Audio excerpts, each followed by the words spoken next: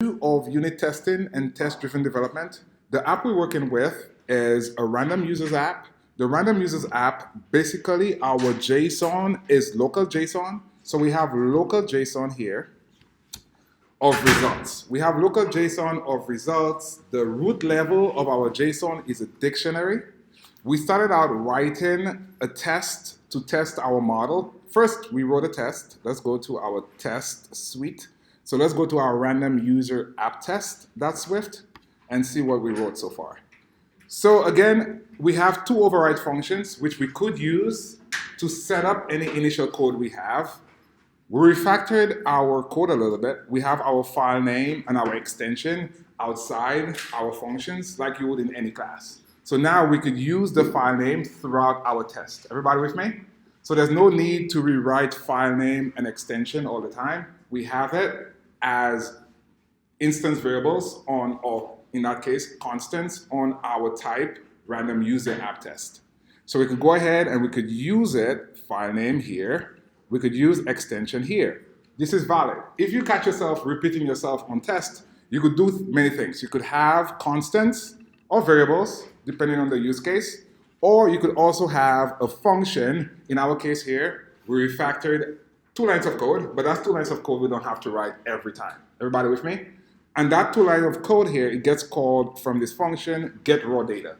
Get raw data, we tested the code. Everything we have here, we've tested. So the first thing we've tested reading data from the random users file. We tested that code. Let's verify all our test works. We'll press Command U to make sure all our code works before I keep talking about it.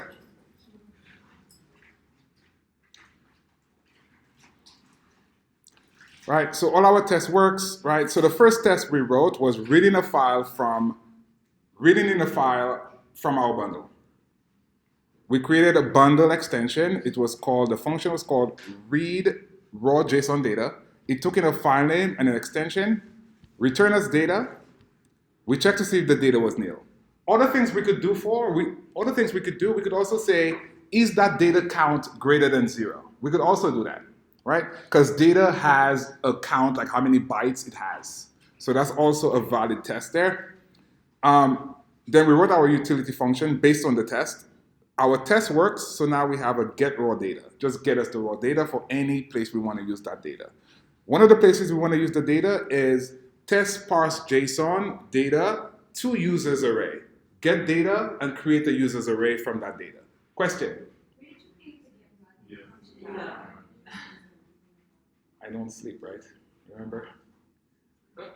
I refactor code before I push it at the end of the day.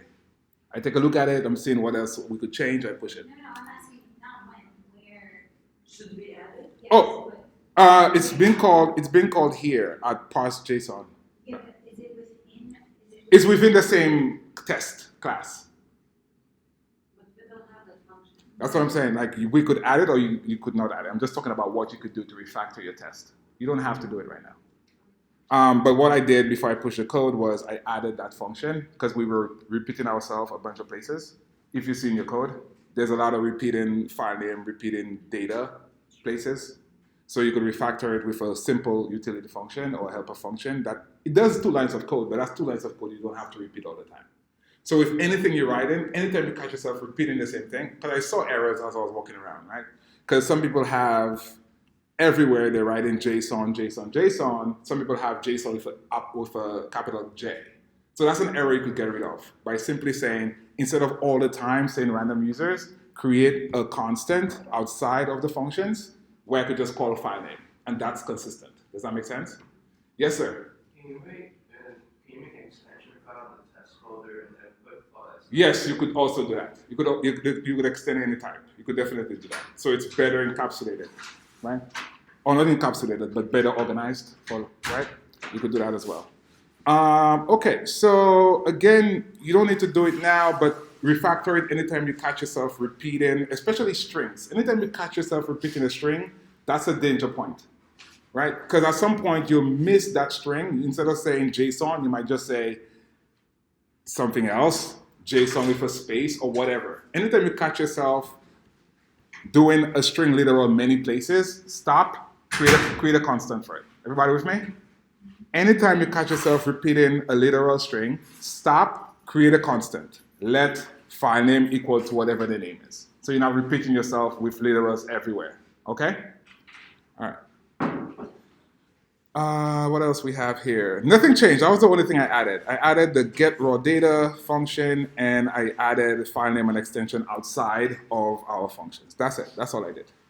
And moving on, so we have our parse JSON data. It takes data, right? So that's the raw data, right? Takes raw data, passes raw data to our model, and in turn we get back a users array. So we did all that stuff through test-driven development. We first wrote our random users data.get users. We had to stop there because that threw a lot of people off. Like, how can I write code that doesn't exist, right? We wrote code, it didn't exist.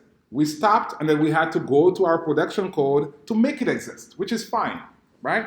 Which is what test-driven development is about. See where you're going. When you hit a roadblock, the thing doesn't exist, make it exist, right? And then our assert was see how many counts. See if the count is greater than 0. It should be greater than 0 because our user should have at least 50. It has 50, correct? I think that's what we got back. So we could even make a next assert saying users count should be equal to 50. You could also do that. Yes? I have a question. So from what we were doing yesterday, in order for us to check the function, we would have to make a new Swift file, right, for the bundle and extension?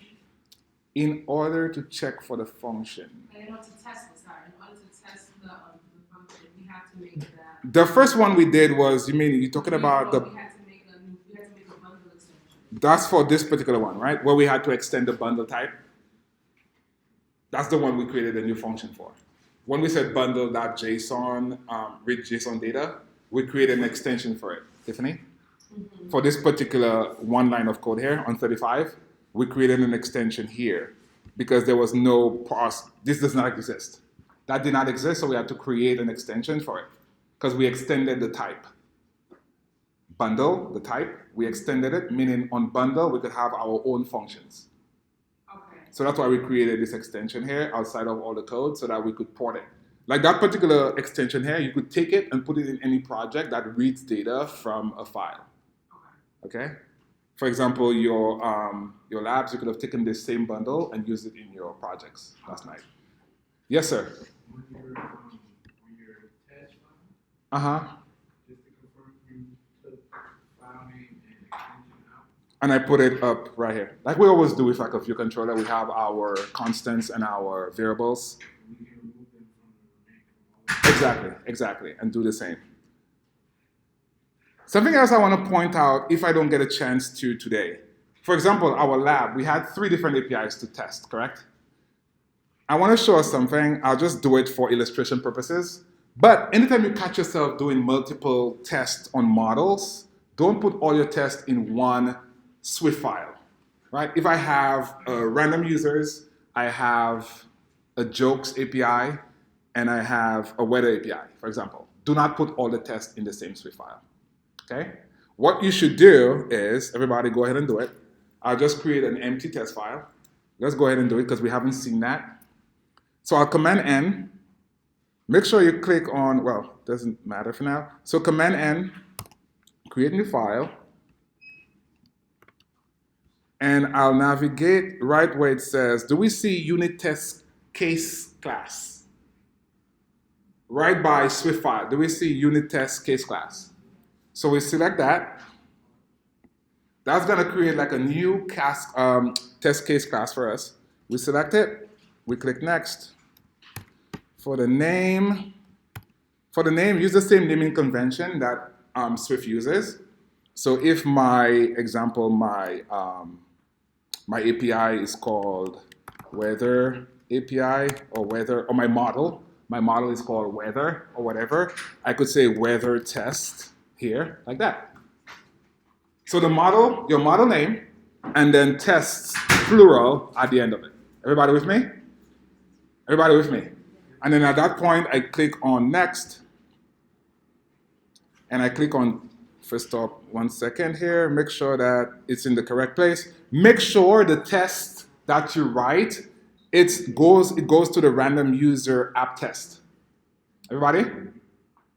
Okay, so that's the target. Make sure the target is test here, and then press create. And a couple things I want to point out again. If you try to use, for example, let's just use weather here. Again, we're just creating a test illustration here. Go ahead and create a weather model. I'll create a weather model. What's my model? I'll create a weather model right here. So click on your random user data and create a weather.swift file. Create a Swift file. So we have weather existing somewhere. Create a Swift file. It will be called weather. Again, target should be random user app, not test. You create a model, it goes in the app target. You create anything that has test on it, it goes in the test target. Okay. In our case here, we say it's well, give the file a name. It's called weather. I click on create. Great. And we'll just have a stub here called weather, so we don't get like a compiler error here. I'll command B, make sure I have no errors. So the only thing we've done so far, we've created two files. One, we created a weather test.swift file. Let me zoom in here. We created a weather test.swift file. What type of file was it? Swift. What did we select when we went to new file? Unit test case, right? And what's the second file we created? A Swift file. And where did it go? It went in the random user app target, right? So those are two files we created. Now, if we go back to our weather test.swift, and we say we want to write some simple test. I'll just take out all that code here. Let's say we want to write a simple test function, test weather,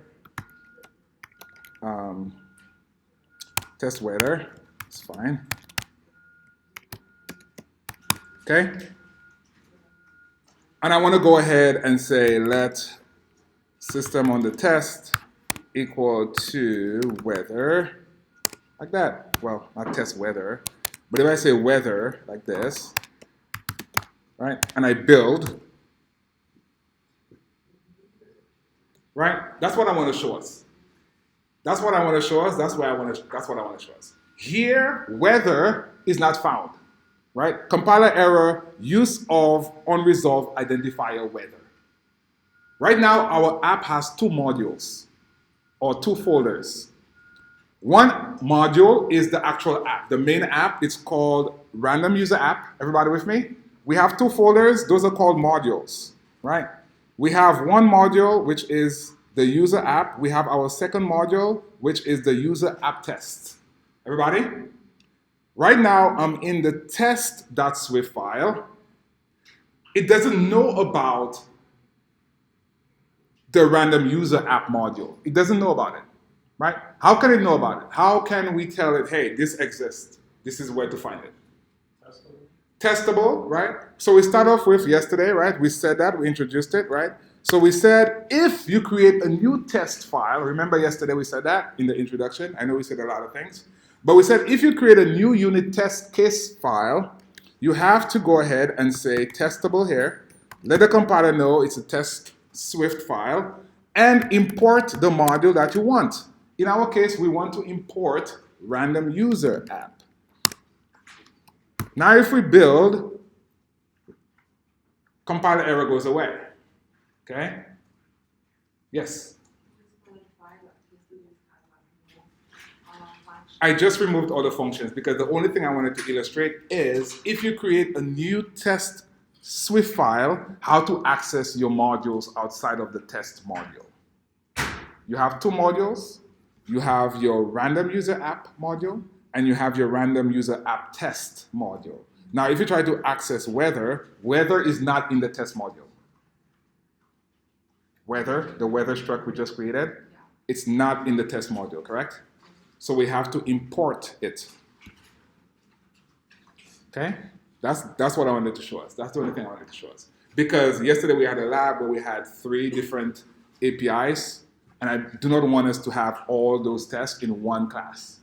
Okay? So in the random user app test file, we had it. Yes, because when we selected it, it came as a boilerplate Swift file. When you create new ones, you have to manually.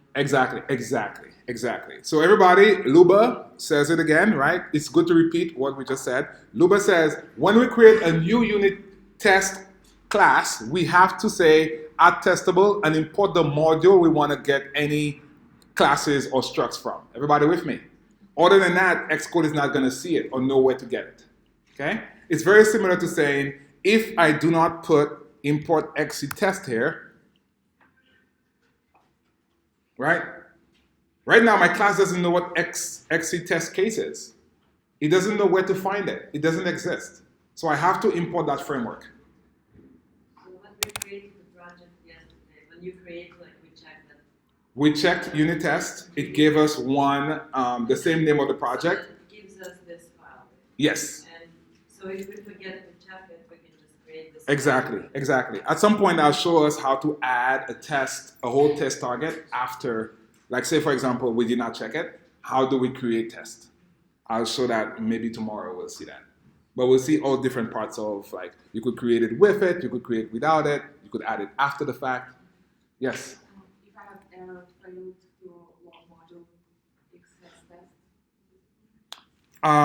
Do you have import? We just commented out import XC test to show something. Is that what you did? Did you comment it out? Can you build? Command B.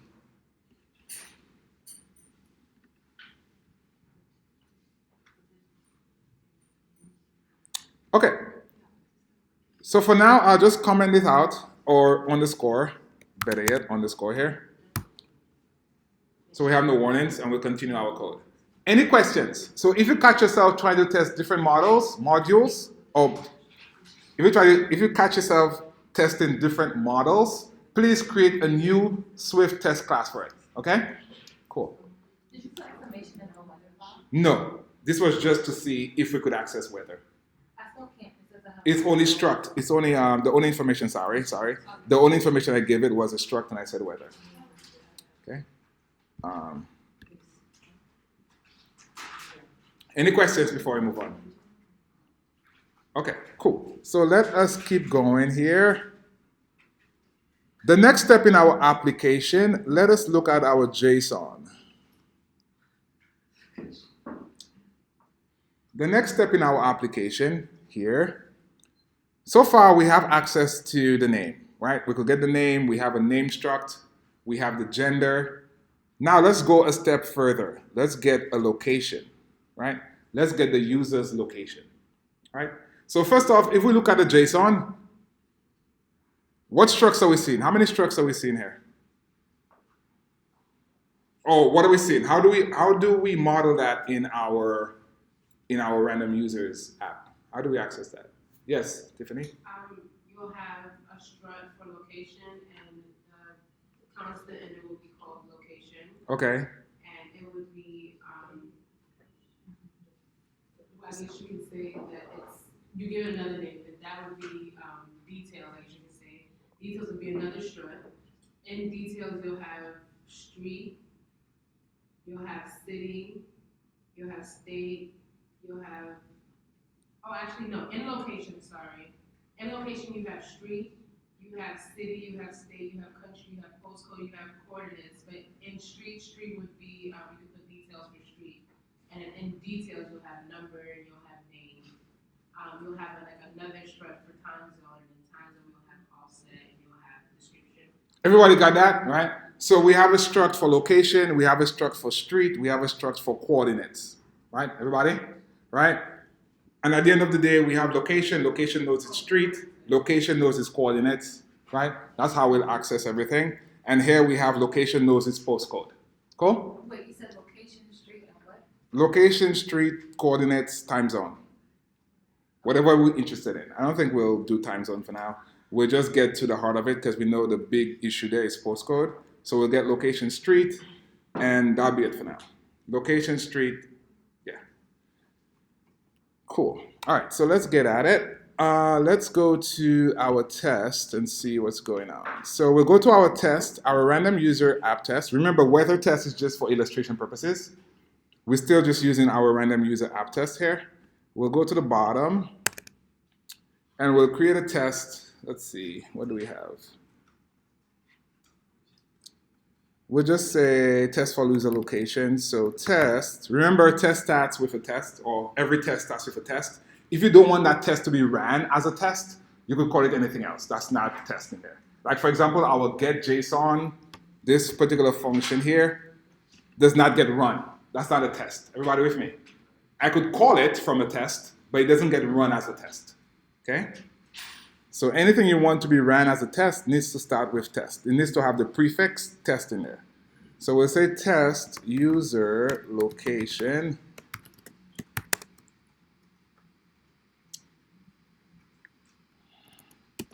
Range. We need to get data, right? Or we need to get users. Let's see if we have users. Users.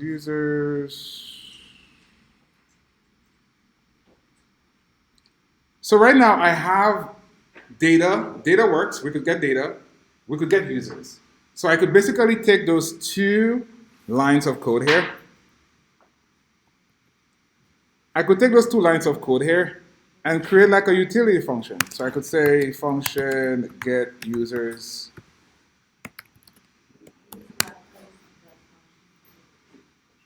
I'll give you guys a second to write it. Take a minute and refactor your code. I'm not gonna, no copy paste here. So if you want to refactor your code with what I have, you could create a utility function called get raw data. Everybody? Get raw data. It gets it from the bundle extension we have. It gets the data. It returns the data. If you have one already, that's fine. No, don't, just keep everything here for now. Inside of the get raw data,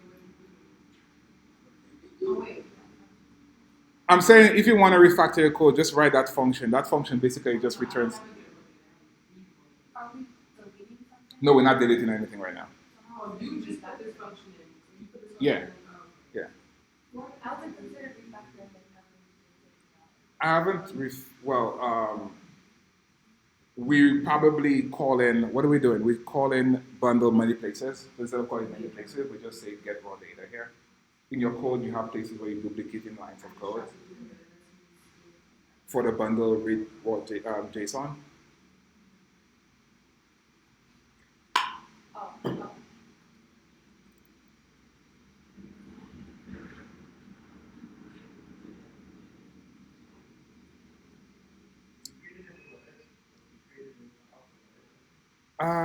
No. That's the same file. The only thing I changed was I added the get raw data function.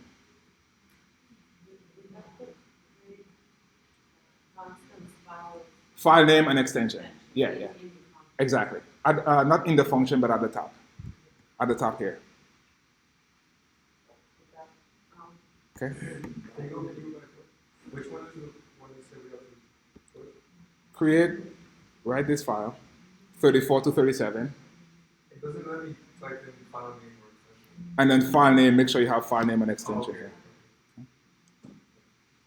4 lines of code. You don't have to factor all the functions. No. They will still work. Yes. How are we doing? How are we doing? Yulia, are you good? What's happening? The weather test was just fantastic. This is good.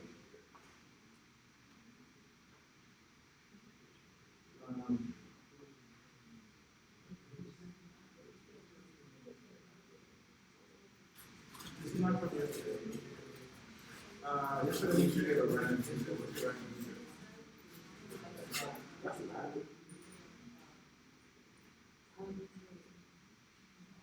Okay.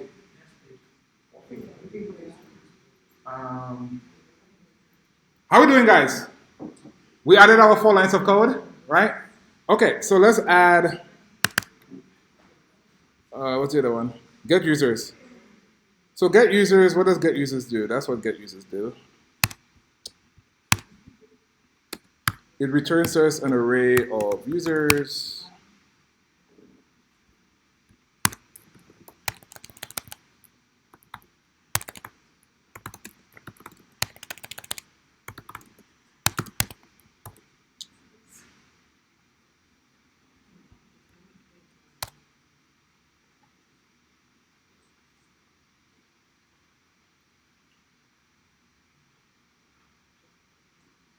And let's go with your suggestions. Let's create an extension to make it easier to read. We'll create an extension on our random user test here. And we put our two functions in there. So we have get users and we have get raw data. Okay.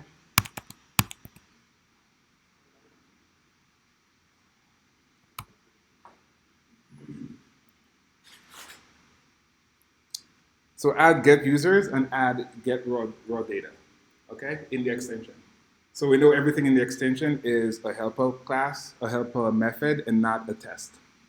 Okay. So why do you have, but the data that you're using is not equal to the get raw data. That's not the data that we're putting behind the data. It is. All the data is the same. They're all being read at the same place, from the same place. And they're all tested already. Let's grab 1 second. Give me a second. 1 second. So everything in the extension is a helper method, like that. Okay.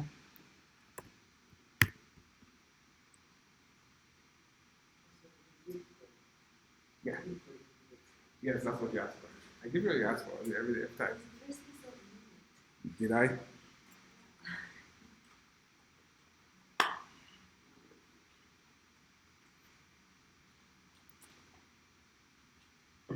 Get user location. What are we trying to get here? While you guys type away.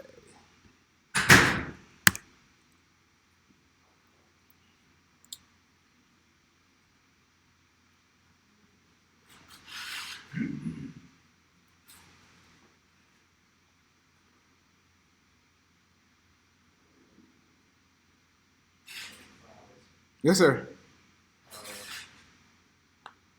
What if it says, I was trying to write a function to get around the after like that, He doesn't see the Did you call it read raw JSON? Go back to your extension and see what you called it.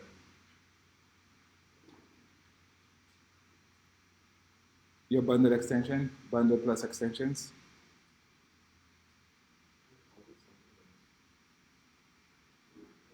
Uh-huh.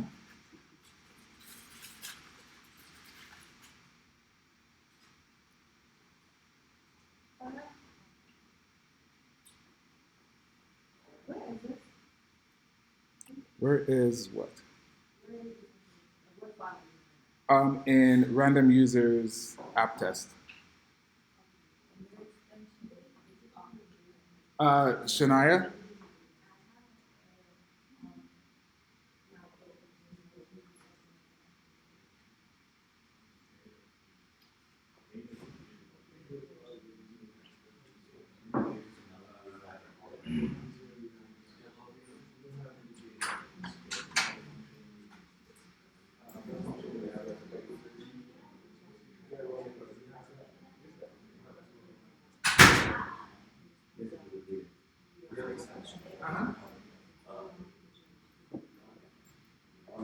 So after you put the extension, like the raw data, you refactor all the like. Yeah. How come you didn't refactor some of the things on the top? Is it? Which one? I think there was like one. If it's not, I can later. Anything you see you duplicating, you could just refactor it later. Which one? So like, Which one? so we refactored that data, right? It was raw data. Yeah. I mean, I could refactor that one and just do users, but I can't because that's a test. I want to leave it as is. No, I saw one. No. Get users just returns an array of users.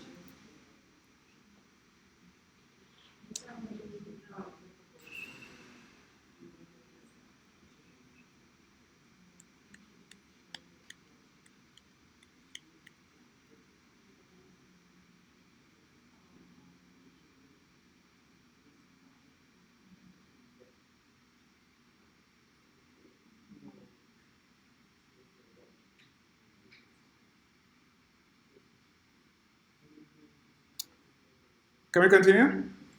How are we doing? How are we doing? You could refactor later. You could refactor later. Can we keep going? Yeah. Okay, cool. Okay, so let's go to our main test here. So we say test user location. I'll change this to test user country for now. We're just gonna get after the user's country. Test user country. And take a look at your data. Take a look at your JSON, please. Everybody, your own JSON, because yours might be different than mine. For mine, my country is Spain. Right? The first user, the country is Spain. Everybody sees that? Yes. Instead of test the user location, we get user. Yes. We'll write a different location later. For now, let's just get access to the country. Everybody with me? Whatever your country is. Mine is Spain.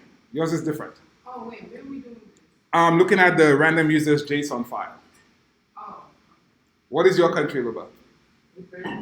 Yeah. It can't just be Russia. Come on. Canada. All right. So this is what we're looking for. Norway. Okay. I'm looking for Spain. You're looking for Norway, right? So my first user, the country should be Spain. Your first user should be Norway. Yours should be Canada. Kelby? Spain, right? Did you grab my data? Okay. Cool. So let's go. Let's write that. So test user country. Arrange here. I'll say expected country. For mine is Spain. For yours is something else. Okay. Let's get some users. We have our get users function. Gets us users.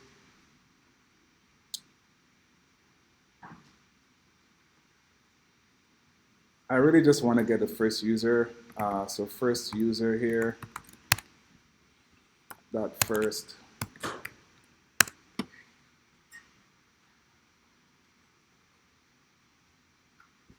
So update this to say first user country. So the test is test first user country. I have a user. I have an expected country. So that user, the country should be Spain.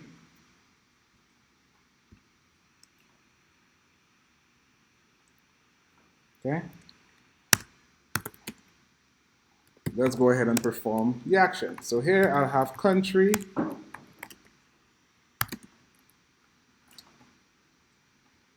First user. User.location, right? Location doesn't exist yet. That's what we stop, right? So as we did yesterday, we type as much as we can in the test, and we stop when the thing doesn't exist. At this point, location doesn't exist. Yes?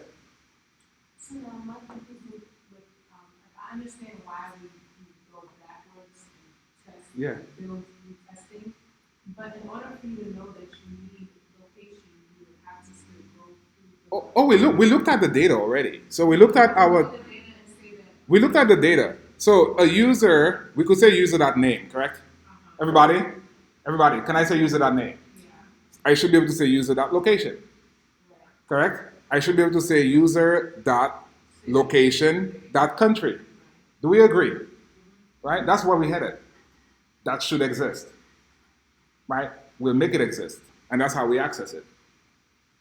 Correct? There's a location property, there's a location key, you agreed.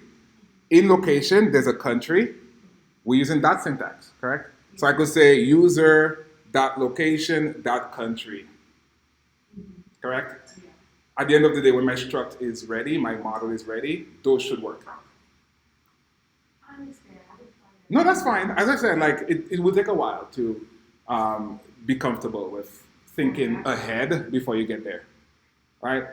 It's like you're thinking now, doing all the correct things, doing the practice, doing the labs. At the end, you'll get that job. So you have to keep thinking ahead. What can I do now to better equip me towards where I'm going? We don't just go places, right? I mean, we do. That's called leisure, right? But if we're working, we want to know that the correct things we're doing now will get us where we want to go to, right? In our case here, we see it. It's clear. It says user has a name, user.name, user.location, user.country, user.postcode. Does that make sense? I mean, user.location.postcode. Right? Yes? So the testing with the first Yeah, we're first writing the test. So if So let's go back so here. if we pass the test for the first, that means the whole file will work. Yes, yes. What if like one of the countries is written wrong? And then It will fail. it will fail. Yes, because we're testing the entire JSON we have. But it shows us on It will show us, yes. So right now we'll say dot location that what's it? Country, right? What do you think it will fail for if the one is wrong on the time? So Luba's question was if country is nil, for example, If one of them. it will fail because it won't find the key. It will say it cannot find the key for whatever. Then we'll have to go back to our model and make it optional. even if we specify first, If we specify first. like get user. Yeah, I got you. For that particular one here, first has a country, it's going to work, but it does go through the entire, to get the users, it goes through the entire users, so that's going to fail there, Oh, no. right? To create the users, exactly. Right? So just to verify, testing for first will still fail if the user is not, if there's no country for the random user. Yes, because it still goes through the entire, it does all the users, remember, right? It needs to create all the users. In our case, we have all the users already. We just want to get that first user. But it will fail if, for example, postcode doesn't exist or something else doesn't exist. Because all those users, by the time we get to line 64, all the users exist already. They got created already. Those are good suggestions and those are good observations. Thank you so much for that. Cool? So the question is to go back again. The question was, if for some reason we don't have a country in our JSON for a user or whatever it is, will it fail before it gets to my first user, for example, here? In our case, it will fail because we do have our get users function, right? We also have our test creating the users. Where is it? No, it's not. Test first. Where is it? User array. Where's the user array? This one. It would fail here because right here we're trying to create all the users. Everybody with me? So it would fail here already. It would stop. It would give us an error. Okay. Cool. Good. So let's go create our location for our user. Let's go to our random user model. So I'm in my random user model. What am I doing? What am I creating, guys? Well, it's just a random thing here. I'm creating a struct. I'll create a struct right here. What are we calling the struct? Location. I see. We got quick eyes. Okay, so location. What does location have? Location has a city. The city type is a string. Location has state.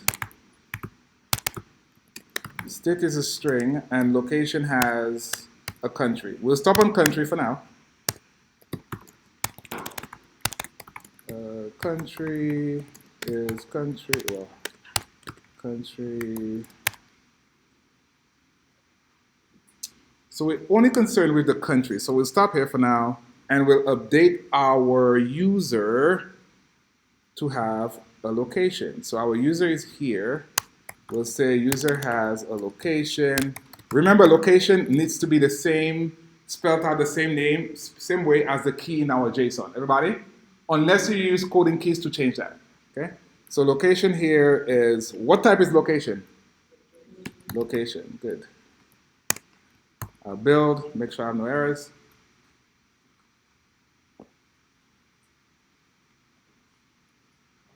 Yes? Oh, I thought I...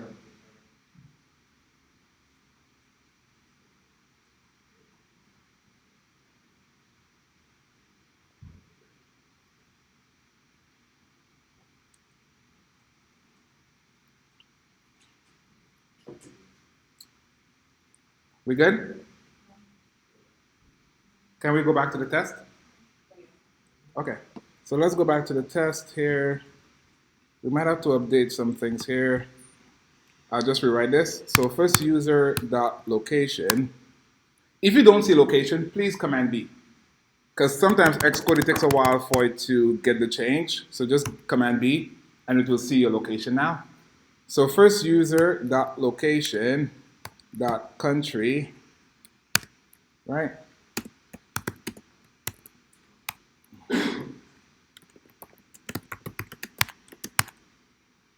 So we'll use nil coalescing because it's optional here.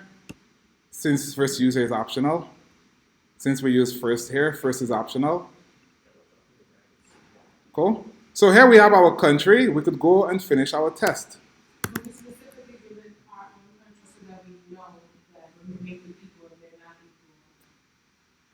Yeah, we're looking for Spain. In my particular example, my first user is Spain. So if everything went correctly, if I was able to decode my location correctly, it should be Spain.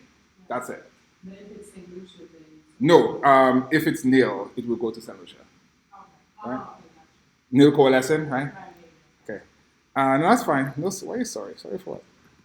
So here, let's do our assert. And what are we trying to find out? We're trying to find out if my expected country is equal to my country from my test here, or from my function here.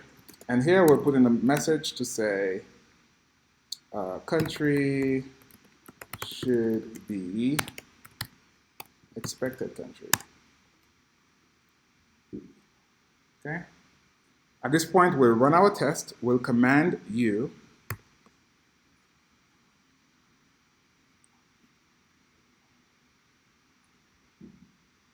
And everything went well. Our test passed. Our first user is indeed Spain.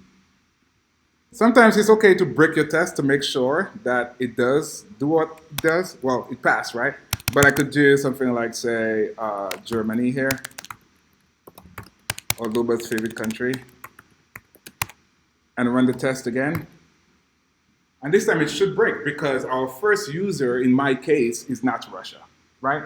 So it should fail here. It did fail, and I go back to my failure. It says Russia is not equal to Spain. Everybody sees that? Right? So on occasion, it's okay to break your test to confirm that it does do as intended. Yes, Amini? So the purpose of this test is to check To check the model. I'm creating the model. Does my model work? the model. The model, the location model, right? Because other than that, what would you have to do? How would you test it? You'd probably in your view controller have some print statement or have some dump saying what the countries are, right? Or have a UI. The test confirms that it works. So now I could take my model and go create my UI. I confirm that it worked. Cool? Yes, in the back. Could you put like multiple asserts in that one test function, say test specifically? Create a new test for it. For each one? Yeah. So like right now, our last one will create a new test called postcode. Okay. So if you want to do city, for example, as Greg is saying, create a new test, call it test first user city or whatever it is. Okay. Get in the habit of doing that as opposed to having multiple asserts. You don't want to have multiple asserts in one test. So the other side of the question would be, should you make insert for each and every property of that? Not necessarily. This one confirms that our location works already, but we saw in our own code that postcode broke, so that's where we're headed now. Make sure that postcode works, and then we are done. So, There's no need to test every particular property. so this may be an open-ended question, but how do you determine what you should test and you shouldn't? That's a good question. In our case here, we want to test a couple of things. First, we want to test, do we get data? Right? We tested that first. Does our data equal to some users array? Right? In that users array, do we get the correct object back at that first value or the last value? Right? Or if we search for Germany, is Munich in Germany? Those simple, or like the jokes API, for example. If I select a setup, is that setup equal to the expected punchline? Right? Meaning, is the object the same? The properties coming from the same object? Yeah, exactly. So those are good tests there. Cool? And then, for example, yesterday, you definitely want to test if my user puts in 0, what happens to my app? Right. I don't want to crash my app, but I want to make sure my function is tested for that. That's a little more straightforward than both something like this, which would be very Yeah, exactly, exactly. If you catch yourself like with the postcode, like what you'd have done, you'd stop, you'd go write a unit test against it and see what's happening and see how you could prevent it from happening. Yeah. Uh-huh. Yes. Go ahead. For some reason, I have a fatal error on my extension bundle. It says resource economy randomly is not now. Make sure that it's all spelled correctly. You might have spelled it. You might have taken my my string for yours. Yours probably spelled differently. I have those. Confirm that it's all correct. Your string literal with the file name itself. Check your file name itself and make sure that the string that you're accessing is the same. That's the one place that error could be. Yes, Mel. Coding keys from yesterday, right? Coding keys, coding keys.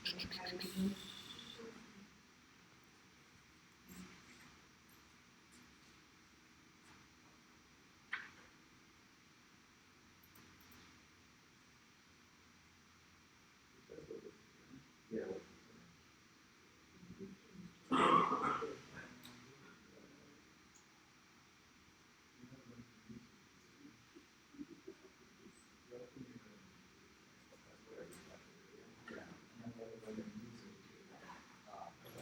I can remove all the literals. That way you're only finding, you're only looking for one place where you have that name. Does that make sense? Yeah. I refactored that did. Yeah, remove it everywhere and then just use the file name that you have. Again, be careful with literals. Literals gets us into trouble really quickly. So anytime you catch yourself writing multiple literals, stop, create a constant, okay? And refactor everywhere you're using that literal, okay? Cool, cool, cool. So what I'm talking about is here again, we only have random users in the string, one place in the file. Everybody with me? Everybody with me? Any place else you have random users in a string, remove it, refactor it, use that file name, okay? Gets us into problems really, really quickly, okay? Because we could have JSON like this, we could have JSON like that, we could have JSON like this, who knows? We could have JSON with a space here. All those will lead to crashes. So one place, that's it. So anytime you see you have an error, you go to that one constant and you verify what the string is. Yes? Yeah, so our range just happens to be the setup there. So there's no range. There's only like an act and where is it? Like here. Okay. Okay, cool, cool, cool. Let's move on here. Let me make my test pass. My first user should be Spain. And then we'll move on to our postcode. Great, perfect. So let's write our next and last test for this particular lesson. We'll say test first user postcode.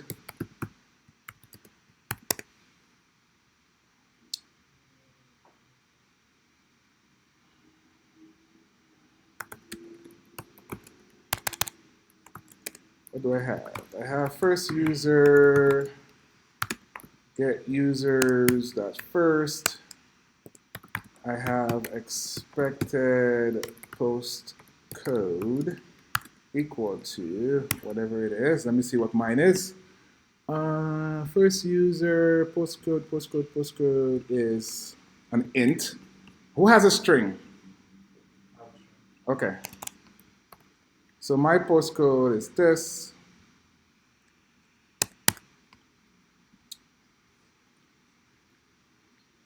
I'll convert it to a string here so we get the description of it. And moving on, I'll say let postcode equal to first user dot location dot postcode, right? Is it on the same line? Location postcode, right? So location postcode.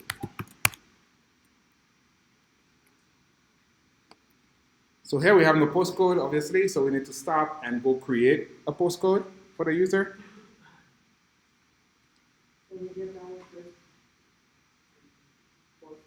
Yeah, make it a string so we could test it whether it's an int or whether it's an int or a string won't matter. But for now, just make the expected postcode a string.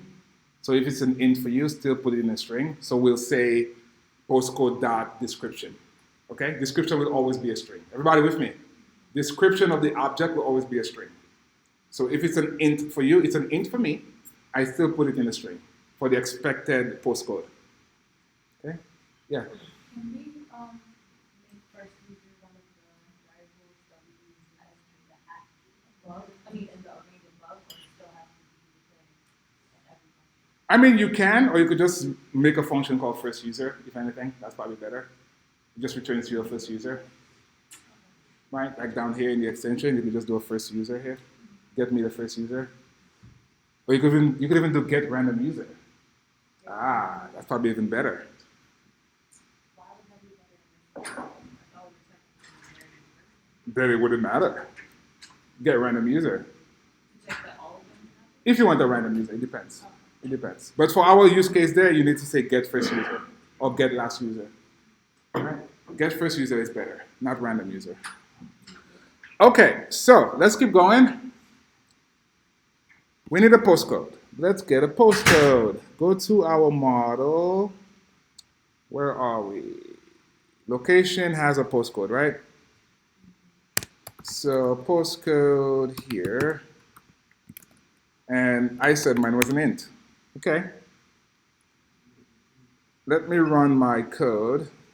So I say postcode. Postcode for me was an int, right? Did I spell? Oh, I'm missing the T, sorry.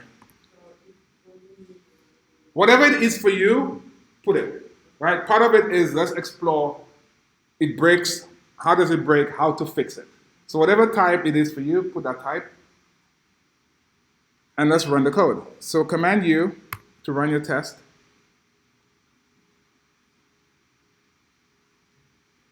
I thought it was always going to be a string because that was describing the values of the key itself. Did I miss No, the value. Let's go back 1 second. Our app crashed anyway, by the way. Your app should crash too. But let's see. Madame Chelsea has a question here about JSON, right? So, Chelsea, my postcode is an integer. No, I understand that. I wasn't with that, but I thought when we were doing the struct, the data type. That's the data type here. It's an int. Yeah, but I thought that was like, why did you say yesterday that it's only going to be a string? That was the key. When we did the coding keys, the key is a string.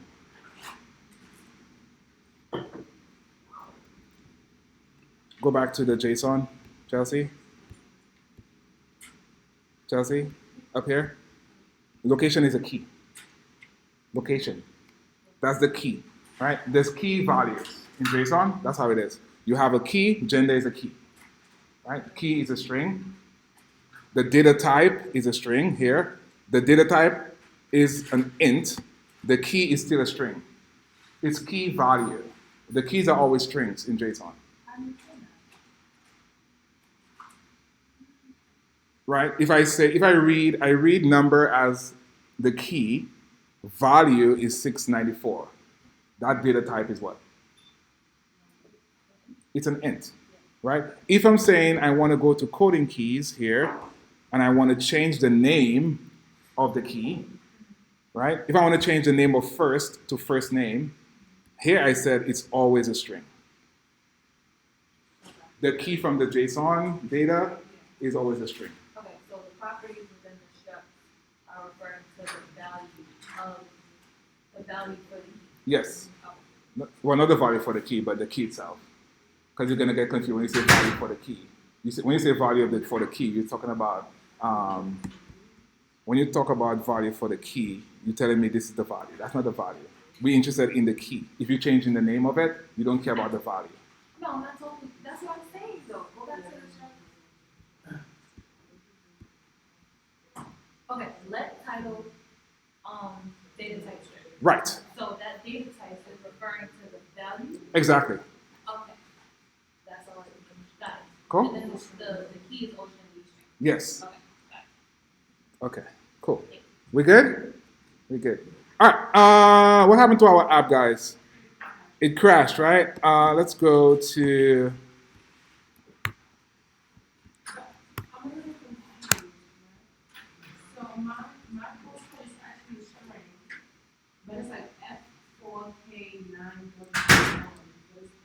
Let's see what the error says first, right?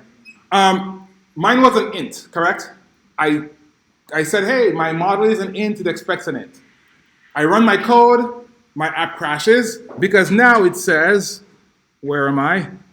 Fatal error decoding this, results, location, postcode, expected to decode an int, but found a string. I said it's an int, I expected an int, but it came across in the JSON data, one of the postcodes are a string.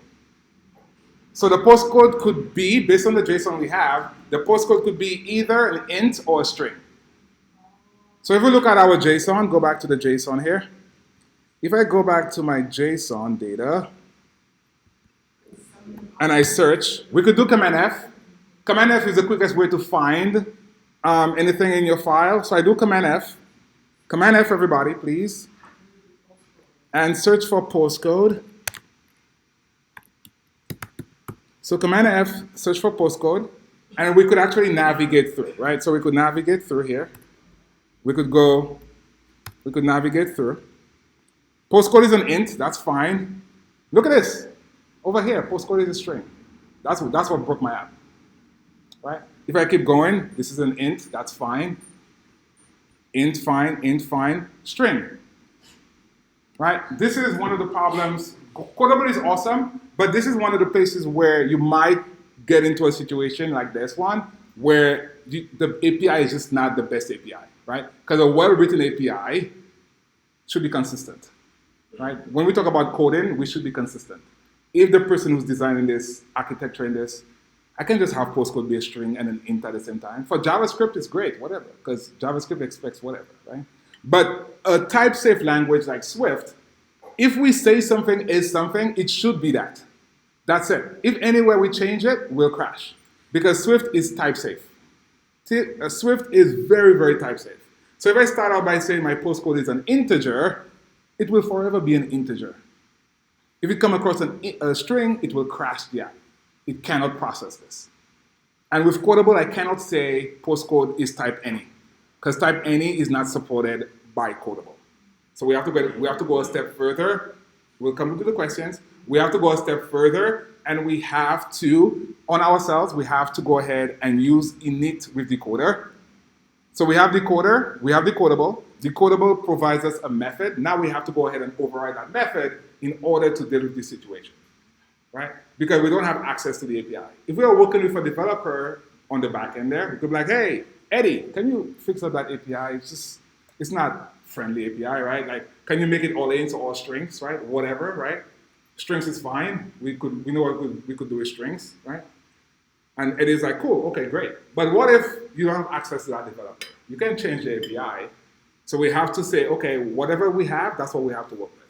So that's what we'll see today, how we go ahead and make that work. How can we make a postcode work for integers or strings, okay? For this, you can, but when we get actual data from online and your user is using data from online, you can be like, hey, every user, can you just, all right? Yeah, but Luba was saying, can we just like command all and just change it to ints? No, all right? Cool. All right, so we will see what that looks like. There were a couple questions. Let's go ahead, Christian. You had a question?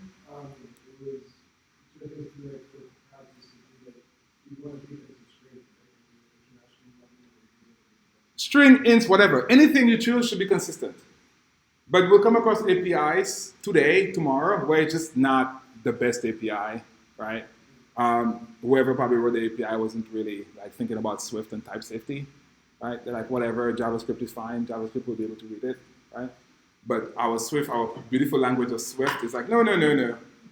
It needs to be consistent. All right, so there was the next question. Christian, anybody else? There was a next question. Okay, so let's go ahead and do, yes, sir. We could use generics. We haven't seen generics.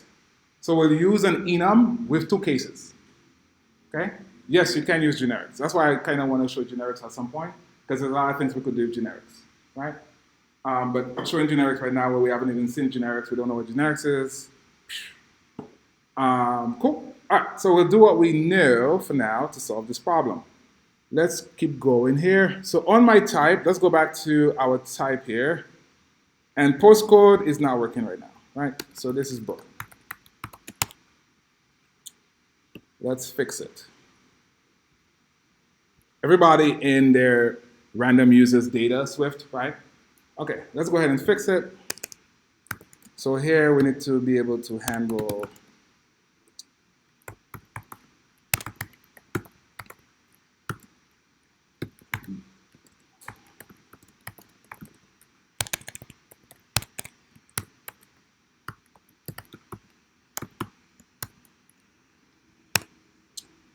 okay, so here we want to handle heterogeneous data types on postcode, right? Because right now postcode could be choices, could be an int or string.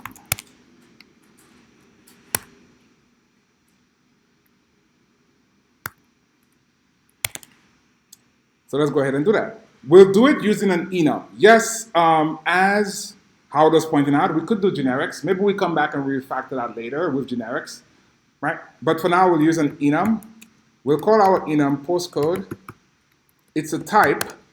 So later, we'll be able to change this int here to our type postcode, okay? And then what does our postcode have? It has two cases. It has an int, and it has a string. Postcode needs to conform to decodable. Okay. Conforming to decodable here, we have to go ahead and implement init with decoder. Now we are handling all the decoding ourselves, right? Before decodable was handling it for us, right now we have to handle all the decoding ourselves. We have two cases. It could be an int or it could be a string. You could also have a third type if your JSON happened to have a third type, right? Like a bool for some reason, postcode true or false, right? But here we have int, we have string. Now let's go ahead and set that up. Now we have our decoder object. Our decoder object has that JSON data. Let's go ahead and use optional wrapping to get the JSON data. Either it's an integer or it's a string. So we know what to expect. Let's go ahead and write the code for it. So here we could have an int value. We'll call it int value. We'll use the decoder parameter. On the decoder parameter, we have a single value property or function, sorry, that we could use here. That single value container will get us the raw type coming in. So that raw type coming in, we know what type it is, again. So we'll decode it to the type. We'll say decode to type int. Very similar to what we've been doing. And that could throw an error. So let's mark it as a try. Right? We've seen decode with some type before, right? We've seen that. We've seen decode with data, right? This here just says decoded to the type integer. Integer.self. We've seen our own models.self.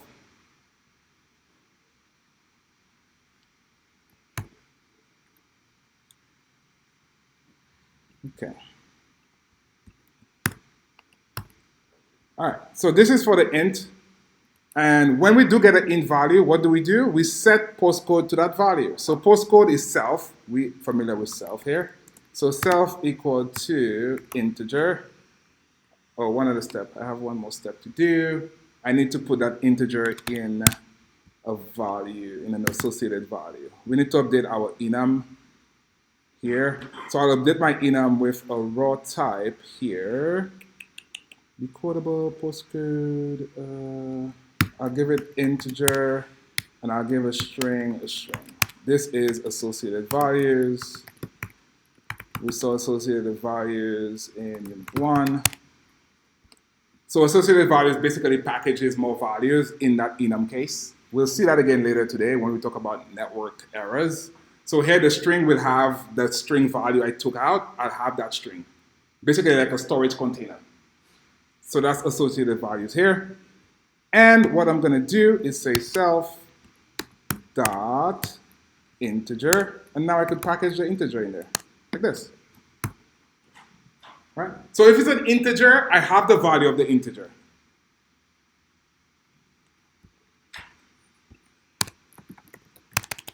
And I'll stop here. I'll return. Okay, I don't want to decode anything else. Next case, if it's a string value, I'll say try again here. I'll say decoder, single value container dot decode. What are we decoding it to?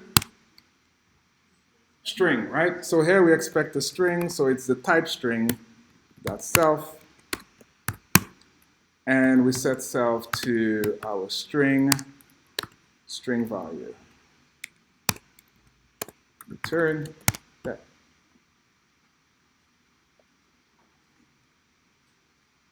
Right?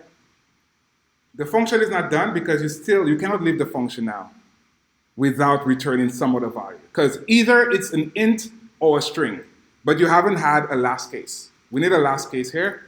What if it's something else? If it's something else, then we have an error. We have an X error, so we'll throw an error.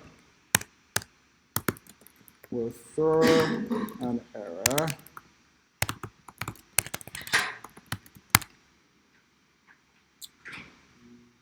Our function, let me talk about our function very quickly. We've seen tries, right? We've seen tries a lot, and we said when you mark something as try, that means the function itself throws an error.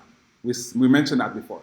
But we've never seen an actual function marked with throws, right? When a function is marked with throws, that means that function throws an error. Something could go wrong, and the developer decided to throw an error. Basically, we ourselves, we will see for the first time how to throw an error ourselves. If something goes wrong, go ahead and throw an error. A throw an error basically means whoever is calling this function needs to have it in a do catch.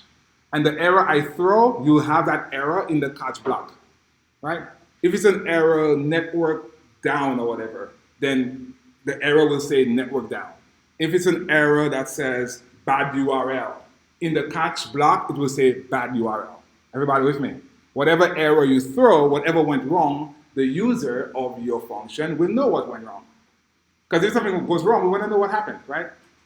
In Xcode, when we have an error, we want to know what error it is. The closer you could tell a person what went wrong, the better it is for them. Better experience, right? So that's what we need to do. So here we need to throw an error. To throw an error, the best way to handle error cases is with an enum. We love enums. So we'll create an enum here. What are we going to call this? We'll call it... what's that? App error. App error is one thing. We call it app error. I'll call it decoding. We'll call it app error for now. According to Mr. Aaron here. So I'll call it app error. If you throw in an error, whatever error type that you decide to call your error, you need to conform to error itself. So I have an enum. It's called app error. It will have one single case for now. It will be called missing value. Because at this point, we just don't have a value for this case. So we'll just call it missing value. That's it. And then right here where I say throw error, we'll throw an error. We'll say throw app error dot missing value.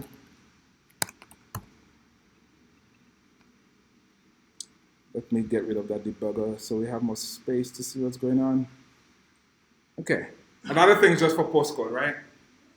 But at the end of the day, you might come across APIs that's very similar to this, where it's just bad designed API, and you want to get a piece of data, and that piece of data could be a string, an int, right? Whatever it is. And there's a way to handle it, and that's the way you could handle it. Yes?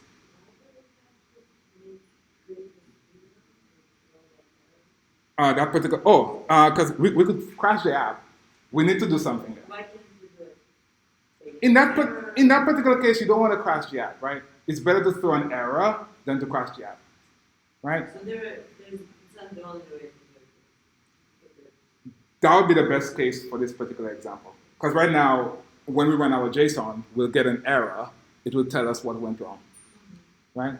It's like a crash. It will crash the app, but we'll see what went wrong. We'll have an error there. It will say missing value, and then we'll be able to go back and, the API there's a third value now that we need to account for. Right now there's two values, but what if the API updates tomorrow with a third type. Then we have to catch that. Cool? Okay, cool. So let's talk about what we did here again. So we said we need to handle postcode. Postcode could be an int or a string. So we took a step back, we created our own type. Our type still needs to conform to decodable because our postcode, our int here will be updated to postcode. When the JSON gets parsed and it sees postcode, it could be either an int or a string. We made it associated values because we need to capture the values. If we don't make it associated values, there's no way to capture what that value is. Everybody with me? I need to be able to store what that value is. Is it 5 or is it string 5? How do we capture that? We use associated values here, not raw values. Raw values is a different case, right? If I want to see case 0 or whatever it is, I could say raw value and make it an int. But this is not raw value. This is associated values. Everybody with me? Remember we talk about associated values here. I could have multiple associated values. I could have an int. I could have a bool. I could have a string, right? Everybody with me? But for our case, we only want an int, right? Whatever int is that zip code, not zip code. Whatever that int, that postcode is, we grab that. If it's a string, we grab that. How do we grab it? We go ahead, we override our init decoder. That comes from decodable, right? The function is marked with a throws. That means something could go wrong at some point. We say, okay, if it's an integer, go ahead and decode it to an integer. Unwrap it because it's optional. That int value there is that value from the JSON data. Is it 45556? If it is, go ahead and store it in my associated value. Store it. Okay? Then return, I'm done. If I go through a different postcode, it's a string. I decode it to a string here. I set my postcode. Self here is the postcode itself. Everybody, self is the postcode itself. I set it to a string. I capture the string that I unwrapped, and that's it. I'm done. With our JSON, we have 2 types. If we have more types later, we could update it. But for now, if we come across a third type or any other type, we need to throw an error because we need to exit this initializer, being that we took care of every edge case. If it's an int, or if it's a string, or if it's something else. Basically like a switch statement where you have a default. So this handles our default case, missing value. Our app error here, we'll see later in parsing data online, we'll have an app error. In our case, our app error here basically is the missing value. Again, we could have an associated value in that too, where we capture whatever the value is. Yes, Amini? So only for you, where it says that is value, how is it determined there if it's an int? The decoder will do it. So at first it checks to see if it's an int, if the type is an int. Decode if it's an int, that's what you, because with Swift, you could decode ints, you could decode strings, booleans, those are the types we could decode, doubles, floats, right? Those are the value types. So it knows what type is coming in. The decoder knows what type comes in.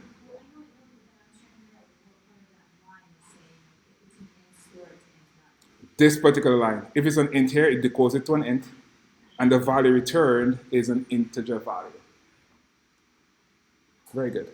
Okay, so, yes, sir. Can you go over associated values a little bit? Because I know it's been a long time. It's going to be better to see as we get to that part where we do have that value. How do we capture it? Okay? Cool. All right. But basically, the associated value, what it does, beyond the case, Matt, beyond the case itself, like case int, it stores the value of the string. Okay. It captures the value of the string. So if the string is Matt, the case will have Matt associated with it. So when I say switch case, when I switch on the case, I'll also have the string Matt. So with raw values, Raw values don't capture data. they also can't have the same. They have to have the same type, if I remember correctly. Like, Yeah, exactly. With associated, you can have multiple different Yes. types across different. Exactly. And it's also a storage. It's a storage mechanism. Question, yes?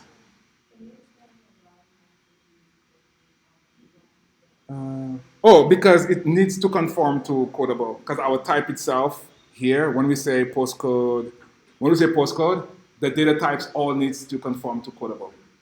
And then it has to do with the that 947. 947. Oh, because we need to handle the decoding ourselves now. Because it could be either an int or a string. Like no longer can Swift do it automatically for us because we saw what happened. We saw what happened, right? It crashes because there's no way for it to know how to handle an int or a string. Exactly, exactly. We could have more cases, by the way, not just like depends on. Yeah. What if you had the model codable? Then we'd have to have a stub encoder that doesn't do anything. You see what I'm saying? So I would do, so if I do codable here and I build it, I'll get an error, does not conform to encodable, because I also have to take care of the function encodable. Does that make sense? So I would have to go ahead and put in an encoder function here. That doesn't do anything, but the compiler is happy. Cool? So that's why we only do decodable here. Good question. Okay, go ahead. What is it that Swift isn't able to do? Exactly, the crash. It is not able to handle the crash yet. Maybe at some point in maybe 6.0, 7.0, it's able to handle heterogeneous types, but it cannot because it's so type safe that if you start as an int, it should always be an int. So Swift doesn't know, like, hey, if I come across a string, what should I do now? It doesn't know how to handle that, right? All right, so let's go ahead and test our code now. So we need to update this int here. I'll keep that line of code here. And we'll say that postcode is now data type postcode, like that.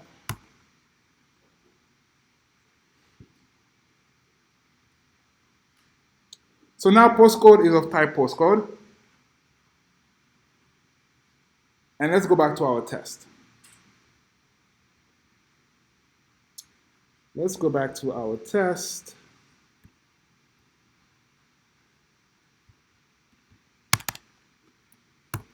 So location.postcode.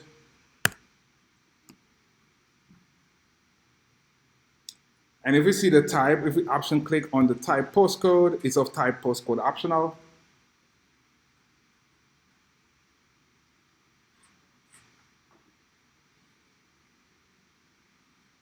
We could go one step further.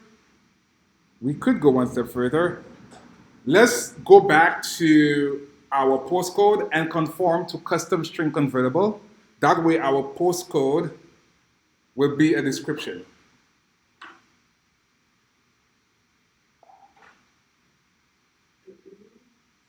Yeah, we'll go back to our enum because right now postcode, first of all, let's just run the app first to make sure it all works. So Command U, run your test. All your tests should pass now. On the user data. 1 second, let's just run the test. Okay, so at this point, our test is not doing anything, but it does work, right? Our app did not crash. We have postcode in there, app did not crash, but our last test is not done.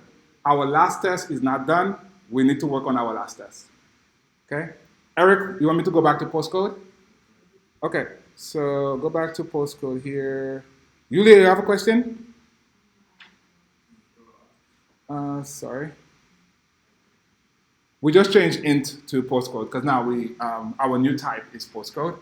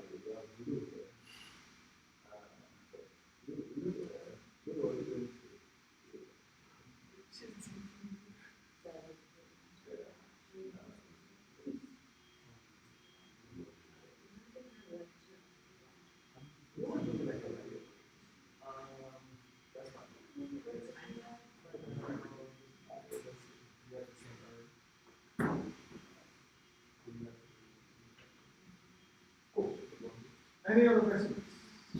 What's your question now?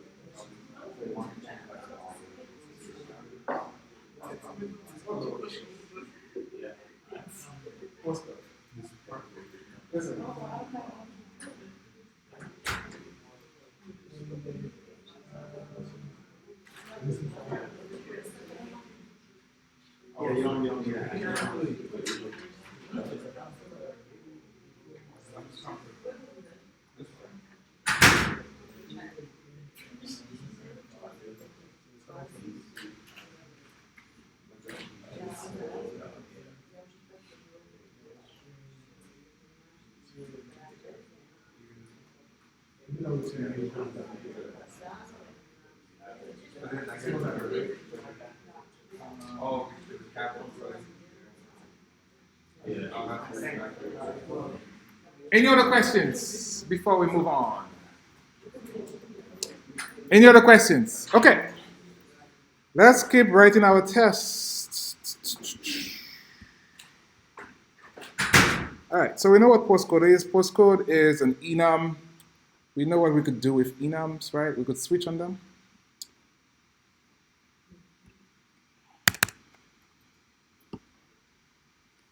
Okay, so that's our act here. What do we want to do? So we have postcode. How can we confirm that it is? Okay, we could do a couple of things. I could say postcode, that description is a string, and test what my string is. My string should be equal to my expected postcode. Let's start off with that. So go back to our enum. Let's go back to our postcode enum. Go back to our postcode enum here.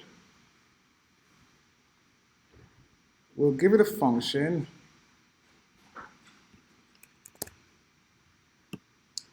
We'll give it a function here. We'll call it info. Info returns a string. Everybody with me? Everybody with me?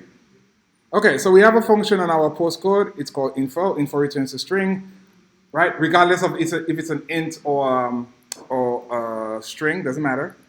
But we could switch on an enum. Get comfortable with doing this. So we could switch on self. Is there any questions about what we're doing here? I'm switching on self. I'm switching on the enum itself. Any questions? Yes. Yes, go ahead. What's that? What? Wait, you're switching on the enum? What is that? That's a Unit 1 lab. I can see it right now. Who remembers that lab? Switching it on. Was that Hulk? Right? The Hulk lab, right? Anybody remember? Anybody?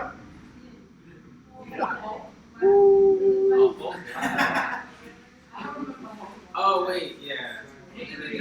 I feel like I didn't get that one. You guys have younger. I remember we did not Yeah. Hulk, Not Hulk, Hulk, chocolate. I remember. You guys' brains are younger than mine. I Okay? remember that. We haven't used it in a while. Like I've only used enums, but we haven't switched them. Okay. Cool. Why am I switching on self? Because I'm not taking in any arguments. There's no parameters. So what am I switching on? I'm switching on myself. So anytime I say .info, it switches on itself. And here I could say case dot, what do we do first? Int. Wait, but what's the purpose of switching on ourselves? I want to just return a string. So here I'll say let int value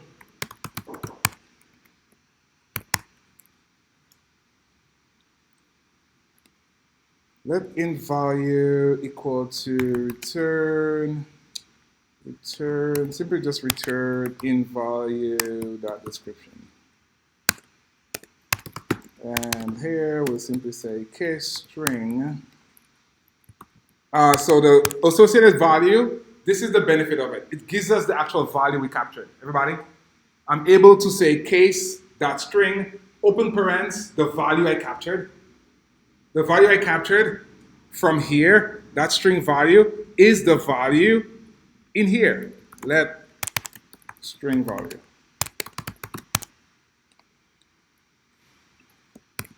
And here I could just say return. Since it's a string, I could just say return string value, like that. 1 second. So here, the string value, I have an associated value. I captured string. Everybody with me? It's an associated value. The reason we use an associated value is to capture the surrounding value around it. The value I want to capture is the one that I unwrapped. I unwrapped string value. I stored it in my associated type. Okay? I have access to it because either it's an integer or either it's a string. If it's a string, I just go ahead and I return the string value, whatever string value it was. If it was open quotes 15567, whatever it is, that's what I captured. That's what I return when the user says .info on that case. If it's an int, I simply say int. If it's a 5, I say 5.description. That returns me a string 5. Yes? So we don't have to do this. We can just, like if we put that in for a label or somewhere, we can just put that description. Yeah. You could do that as well. Amini, any questions here? Should I say we could just say .description on the postcode? Which it would give you the description of it would give you the entire description of the object, by the way.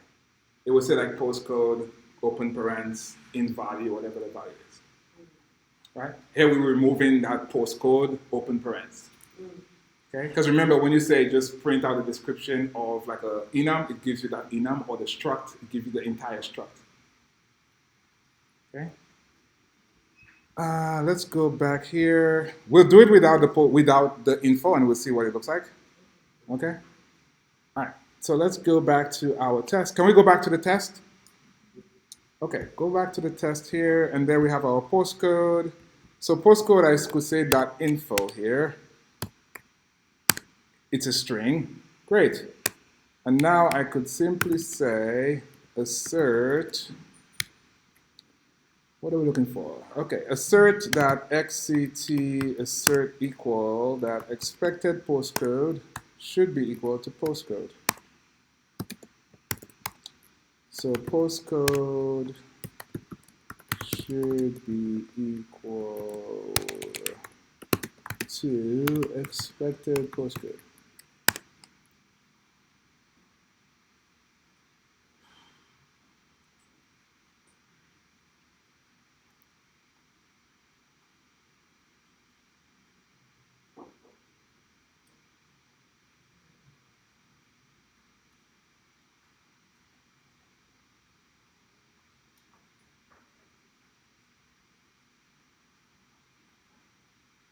When we're ready, we could run our test and confirm that it works.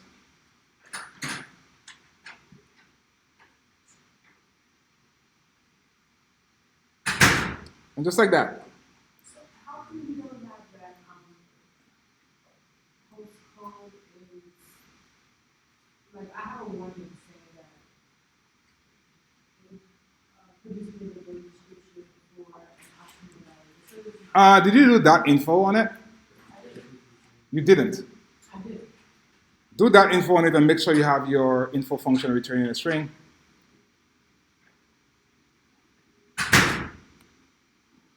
Okay? Was everybody test able to pass? Okay? Even if you have an int or a string, it should still work. Who has a string? Still works for you, correct?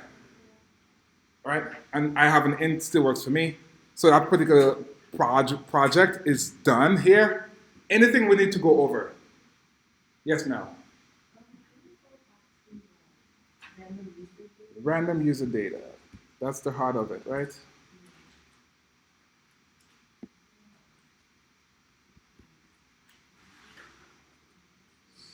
Yes?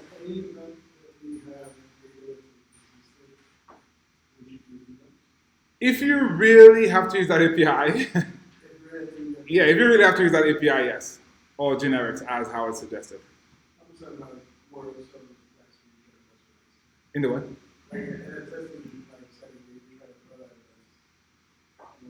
Don't look there. Don't look there. Just know how to handle any case that comes at your doorstep, but don't think about assessment. I wouldn't think about assessment. Just know, hey, if I have something that has multiple values, or what, not multiple values, but heterogeneous values, this is the way, one of the ways to solve it. Yeah, don't get anxiety over assessments. Yeah. I'm still getting, I've checked everything. I'll come over and see what your computer has. Chelsea. I don't understand how we have to do an extension On the what? On the what? the bundle. Like before we put it in. I said we could do it because if we have multiple APIs hidden or multiple places reading data, you have one bundle extension that does it all. So if I have three, we should lab, for example, last night. You did the one last night, right? You did one. So if you did all three, you'd have to be calling data 3 places. So that extension on the bundle. It works any place in my code base. I could just say read random JSON data, read color data, read whatever data. Does that make sense? As opposed to doing that one code everywhere. Yeah, exactly. And the extension is on the type. I could say bundle.read JSON, just give it the file name, and I'm done. Exactly. And it gets you back data. Yeah. Okay, so any other questions? Any other questions?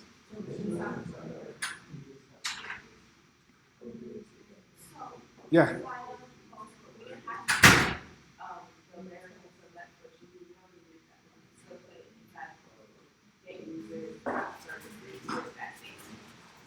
For which one? Inside of the test, 1 second. Guys, 1 second, question. So inside of the test, what's your question? Uh-huh.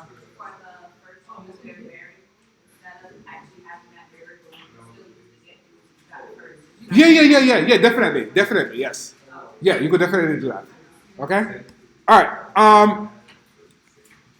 I just want to review what we did today, and I'll stop the lecture. You good? Yeah, I said yes. No, yeah. I just want to review everything we've done today, and then I'll stop here for now. Okay? So we started off, where did we start off? Let's go back through our test here. This is the first test. Okay, attention please. The first test we wrote from yesterday, what we did, first test we wrote this morning was to test the first user country, right? We have the user, we saw what the JSON was. Again, we have access to the JSON that we're looking for. We said the first user's country here should be Spain, right? We went back, we wrote a test, we said, hey, write a test to make sure that our users indeed are real users that we created. Is my first user Spain? Other people have different values for your JSON, that's fine. Second test, we said, well, the biggest test was to test the first user's postcode.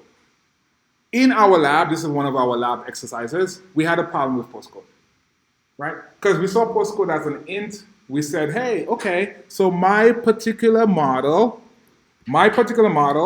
I'll make it an int. We run the app crashes. It says expected to find int, but found a string. We change it to a string, app crashes again. We try again. After a while, we're like, maybe change the whole JSON file to ints, right? Or maybe just comment out postcode, which what I said. Like I said, just comment out postcode for now. We'll come back and we'll talk about it together because that's a bigger topic, right? That topic is beyond what Codable gives us by default. By default, we say we see a string, it's a string. The API designer, he's a good designer. He's consistent with his API. He gives us a string every time. But that particular API gives us a string, gives us an int. Doesn't matter, right? Our app crashes, you could do many things. You could say, oh, I don't care about postcode. You could say, maybe I could look for a different API. You could do many things. But if you're stranded and that's the only thing to do, then you need to go one step further and you need to customize your own type coming in. Or you could use generics, which will come to a point, we'll see what generics are, right? But here, I cannot say type any because any doesn't work with Codable. So what I could do, I could say, hey, let's go create an enum of my own type that conforms to the Codable. And so far in my JSON, I've only come across two types. I've come across an integer, I've come across a string, okay? Decodable gives us access to init with decoder, right? That's part of decodable. That particular method, that initializer gets called every time a new object is coming across our JSON. So here, we come across a postcode. It sees the postcode. It's about to decode the postcode here. We have our decoder value, our parameter. On it, we have a single value container. That's a method. On that method, we could run the decode method and pass it whatever type we expect. Swift has the Swift built-in types are decodable by default. So I could decode an int, a string, a boolean, right? We've been doing a double, a float, right? All those are decodable. So those are the valid values. So if you actually start typing in here, you don't have to type this in. But if I say decode here, right, it gives me all the types that's decodable here, right? So I have boolean, I have double, float, int 16, 32, 64, H string, unsigned int, like there's stuff there, right? So the ones we're interested in is int. Right, so if it's an int, go ahead, decode it. If it's a valid value, it goes into that int value. So now I have that int value. We had to stop. We had to refactor our enum. We had to make our enum accept associated values. What are associated values? Think of associated values like a bucket. Think of it like a container. I have a case, it's int. In that int case, I could also have the actual value of an integer. I could have 5, 6, 7, 8. On that case string, I could have Alex as that string that I captured. Associated values, you have the case, and there's also a value associated with that enum. Everybody with me? That's why it's called associated values. You could associate multiple values with an enum. So what that gives you the power to do things like this. On my case int, I have that associated value. I could use it if I want to use it. If I want to use it, I use it. In that case, I want to use it to return what the int value is. But I have the option to not use it. But it gives me that power. I need that power in order to capture that value. If I don't capture that value, there's no way for me to know what the int was. Everybody with me? There's no way for me to know what that int was. And that int here that I captured, I need to save it in the case type. Okay? So it's either an int or it's either a string. Okay? I need to say return here. If I do not return, it's going to fall through and go to my missing value, which we don't want. We only want to get to the missing value if it's not an int or if it's not a string. If it's not one of those values, something got updated with the API. There's a next type we need to handle. So we need to look at our JSON again and say, hey, now there's a third case we need to handle, which is at this point, throw it out the door. All right, cool. So we saw how to create our own error types. We'll see error types again later. This basically creates my own error type that I could throw. I could throw here an app error. Some people saw it when they had a crash here. It threw a missing type because they probably missed the return, so it just threw out an error, right? So that's like the heart of the lesson, how to decode some object that could be a varied object later in my code. It could be heterogeneous, it could be different data types. So how to handle it, that's what we saw today. and we still kept our TDD, right? We have all our code is tested. If anything is wrong with one user, the entire app crashes, right? We saw that. People were asking, hey, since I'm getting first user, and the first user has an in postcode, will it work for the others? Yes, it will still crash if that's not handled for the other users. Because remember, our get users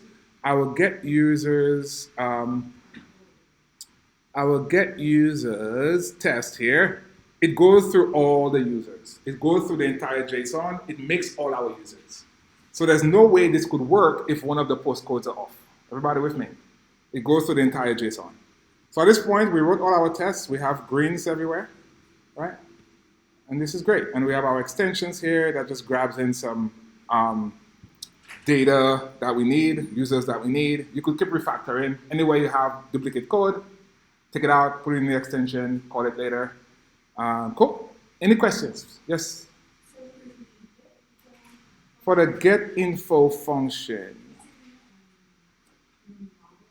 it just returns a string, right? So for line 64, where it says in case type and so that is basically saying that we now have as an Associated with the case.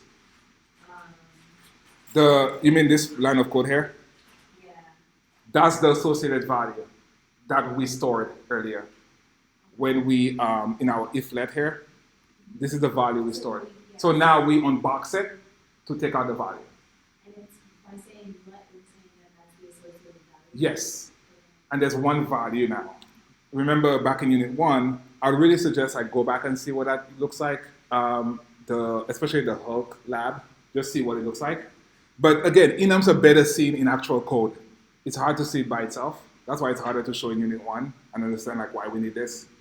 Even now, like, why do we need this? Until when we use it ourselves, we're like, oh, if I make it an associated value, I could capture the value, I could get it later, right? This is where we need it, and this is where we use it. Cool? And if you have multiple, as we saw in unit 1, I'll put a comma, whatever value else there, okay? In that, if I have multiple values, remember I could have multiple associated values. Right now, we have only one associated value on our enum here. I could have multiple associated values. Do we remember from unit 1, everybody? I could say comma. It depends. Here, I do not need it. I only have an int or a string. But what if I have more values I want to capture? I would have more associated values. Okay, cool. Does that answer your question? So if that's the case, right? All right, so we're saying that postcode itself is either in or Yes, string. that's what the API told us. That that for postcode that can be an or string, saying that int itself can be an int or string. Int itself. We just call it int. We could call it int value. We just call it int. Yeah. So we're saying for this, it can be int. But if that's the case, then instead of putting it as associated with we're saying that this is what postcode can be. Would it be just make it a case for it?